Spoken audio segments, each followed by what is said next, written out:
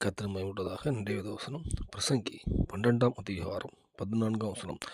ஒவ்வொரு கிரியையும் அந்தரங்கமான ஒவ்வொரு காரியத்தையும் நன்மையானாலும் தீமையானாலும் தேவ நியாயத்திலே கொண்டு வருவார். கர்த்தர் மகிமையுள்ளதாக. இந்த வசனத்தை பார்க்கும்போது நன்மையானாலும் தீமையானாலும் எல்லா காரியத்தையுமே தேவன் நியாயத்திலே கொண்டு வருவார் அப்படின்னு பார்க்குறோம். இந்த உலகத்தில் அநேக ஜனங்கள் நியாயமாக சில காரியம் நல்ல காரியம் படிப்பாங்க, சில விஷயம் படிப்பாங்க. ஆனால் எதுவுமே அவங்களுக்கு எதுவுமே ஒரு ஒரு அங்கீகாரம் எதுவும் இல்லாமல் வாழ்ந்துருக்கலாம். சிலவங்க துன்மார்க்கமாக வாழ்ந்திருப்பாங்க. ஆனால் அவங்களுக்கு அங்கே வேற நல்லா இருக்கலாம். எப்படி இருந்தாலுமே இந்த காரியங்கள் எல்லாவற்றிலுமே வேதம் சொல்லுது, சகலவற்றையும் ஒவ்வொரு கிரியையும் அந்தரங்கமான ஒவ்வொரு காரியத்தையும் நீங்கள் யாருக்கும் தெரியாமல், ஒருத்தருக்கும் தெரியாமல் சில நல்லது பண்ணியிருந்தாலும் அது வெளியே வரும். ஒருத்தருக்கும் தெரியாமல் தீமை பண்ணாலும் அது வெளியே வரும்.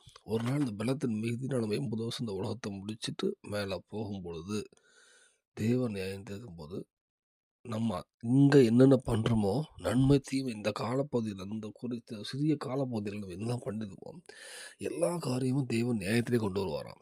நீ இன்னைக்கு இப்படி பண்ணாப்பா, 2020 இப்படி பண்ணா, 2015 இது, 2016 இந்த நன்மை, தீமை எல்லாமே வரும்ன்றதுன்னு சொல்லுது. ஆனா அந்த வேளையில ஒரு விசை நம்ம ஏதாவது பாவங்கள் இன்னும் செஞ்சுட்டு இருப்போம் அப்படின்னா, இந்த மெசேஜ் கேட்கும்போது, இனி நம்ம வாழ்க்கையில தீமையின் காரியம் வராம, தேவன் நம்ம நேரத்துல வரும்போது இந்த நாளிலிருந்து நன்மையின் காரியத்தை மட்டும் தேவன் சொல்லும் மாரி நம்ம ஒரு விஷயம் காத்துட்டு மன்னிப்பு கேட்போம். இனி அந்த எல்லா பாவத்தும் பலன் கேட்போம். இனி செய்யாதபடி ஒரு பரிசுத்தவான்ட்டு வாழ்வோம். பரிசுத்தத்தோடு வாழணும். நன்மையான காரியம் செய்யணும். ஒண்ணு பரிசுத்தம் இருக்கணும். அடுத்து பூமியில சில நன்மை காரியங்கள்.